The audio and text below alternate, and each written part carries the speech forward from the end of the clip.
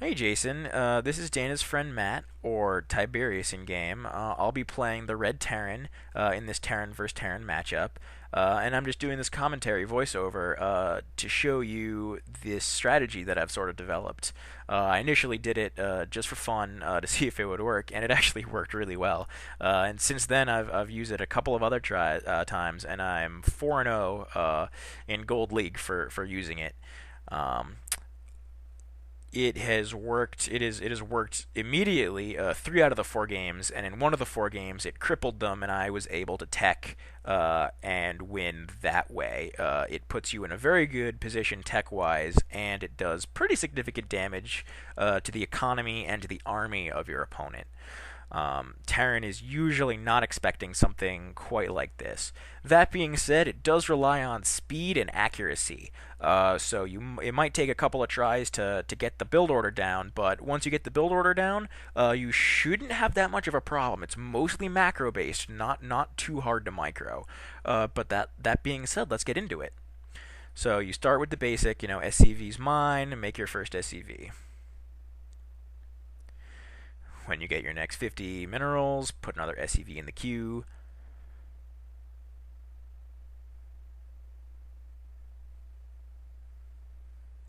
Once again, with your second set of 50 minerals, get another SCV in the queue. Now, when your ninth SCV is made and your 10th is being made, put another SCV in the queue. And once you have another 50 minerals extra, take one of those mining SCVs that just harvested, bring them over to the front of your base. Most maps it works perfectly. When you get your 100 minerals, you'll be able to plop at a supply depot right down there at the front. The timing usually works out pretty perfectly. And then you'll have 50 minerals for your next SCV, your 11th out of 11. And then when this guy finishes, you will have your supply depot finishing just at the same time as this guy finishes being built, and you'll be able to make your 12th SCV. And perfect timing. With your next 150, you're going to want to put a barracks right there in the middle and start to complete bunking. I was a little bit late there, but that's fine. And then with your next 50, you make another SCV, and with your next 100, you're going to want to put a refinery down. That's actually the basic build order for pretty much every Terran strategy I do.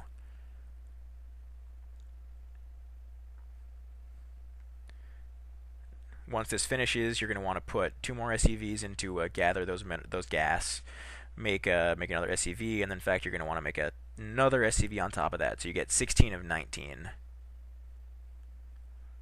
When this is finished building, you're going to want to get a supply depot here and totally bunk this off.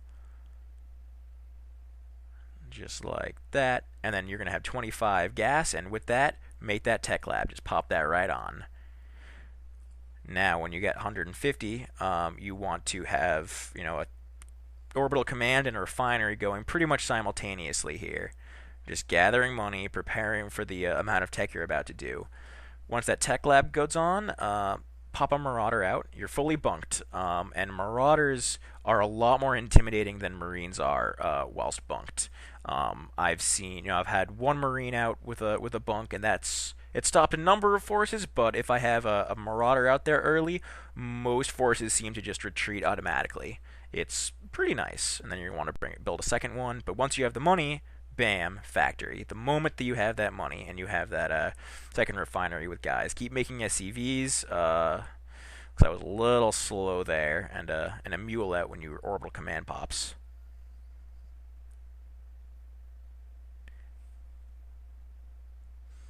Watch out for your supply depot and make supply depots accordingly. Now, I put the Marauders sort of back towards the end of my base, since Terran versus Terran, I'm always a little wary about Reapers. Now, once your factory finishes being built, make a starport over here, or I guess wherever, and then do a tech lab switch, which means lifting your barracks off, lifting your factory off, and plopping it right down there at that tech lab. And then there's the starport. Now, he scans me here. which, at this point, I'm pretty sure he knows that I'm teching. He knows I have a factory and I'm getting a tech lab there already. So he's probably going to attack with the amount of units ready. Get your forces ready. Get your marauders. Probably bring them up front. But more importantly, just be ready for an attack, because he's more than likely going to. Now, once that's down, get siege tech as quickly as possible and start building a siege tank as quickly as possible. The timing for that is, once again, pretty good with all that. The starport being built, siege tank, and that first siege tank. Build a marine or two, because you have a couple of extra minerals, and, why not? Extra infantry is good. In fact, you're going to need that for what you're going to be doing later. Keep making SCVs if you can. I'm not here. That's kind of unfortunate. And here he comes with his attack. My one Marine, starts to push him back a little bit. I pull him back. I need to bring my Marauders in and my siege tank. And eventually, he runs away. Micro it so that none of your units dies. Each unit at this point is very valuable to you. Get a second siege tank when you can, and make a medevac the moment that your starport starts.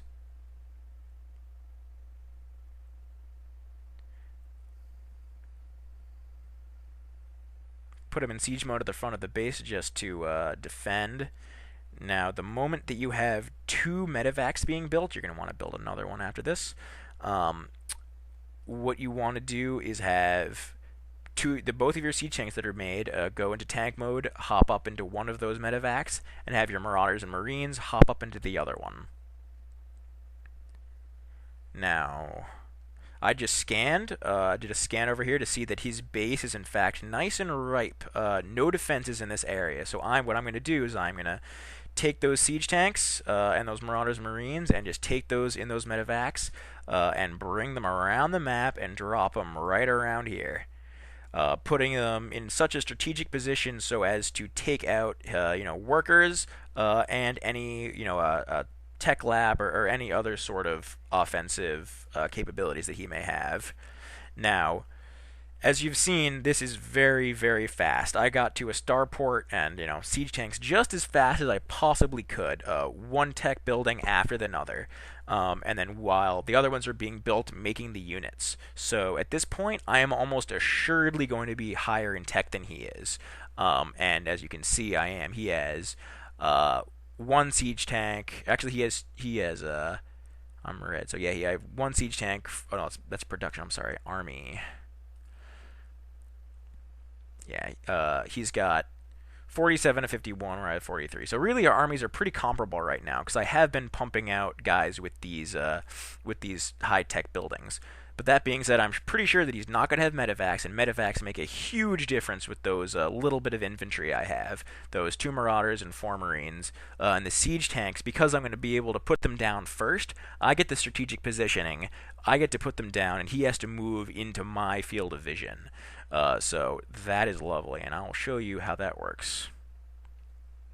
In the meantime, it's good to keep making siege tanks, just in case this attack fails, or he makes an attack, you're defended, and if you take out a vast majority of his army, you can always bring them into the front after your attack finishes and block him off from expanding. Now, I've seen that he has no defenses here, so I'm pretty confident that I can just drop my units off here. He actually has a siege tank up here, but he doesn't see me. In fact, he moves it slightly up north to defend. Now, I put him a little bit too close, and he attacks early. That's unfortunate. Siege mode them quickly and start going in. Take out those SCVs. You see that siege tank, and just take that out before it gets a chance to do much of anything. In come his Marines. Pull back your guys, and they just get decimated. Tech labs are good to take out so they can't do siege tanks anymore. And now bring in your guys and just start going to town on those SCVs.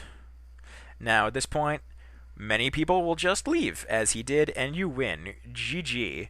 A lot of times, if he's going Marines Marauders, he'll have a much bigger army and he'll take those siege tanks out and it'll take you out, but usually not with massive expense to himself. And at that point, you have a factory, a starport, and siege tanks, so you can bring those siege tanks in, block him off, or you can just you can see what he's going.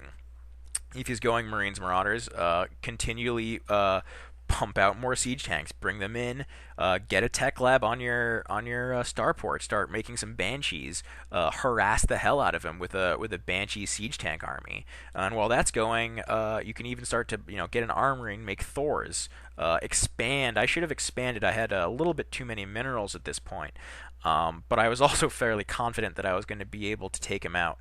And this was a really easy one. If you'd like, I can show you how teching after this works, but this is a very viable strategy. As I said, I'm 4-0 with it thus far against Terran. It doesn't work quite as well against Zerg or Protoss, because oftentimes Protoss will have photon cannons sort of around their base, and Zerg will have a queen and units clumped up towards their base, whereas Terran likes to bunk and have all their units up at their front. Siege tanks in particular, and as you know, I'm sure siege tanks are a bitch to micro. So getting a siege tank from here to here takes a whole lot of time, and you are going to town on his army, and you can see him bringing his siege tank in and take that out if so necessary. These metafacts are freaking amazing with your infantry, so they don't die, and you are just have the advantage in so many ways. So that's that. I hope you enjoyed this, and I hope it helps you out. Thanks for watching.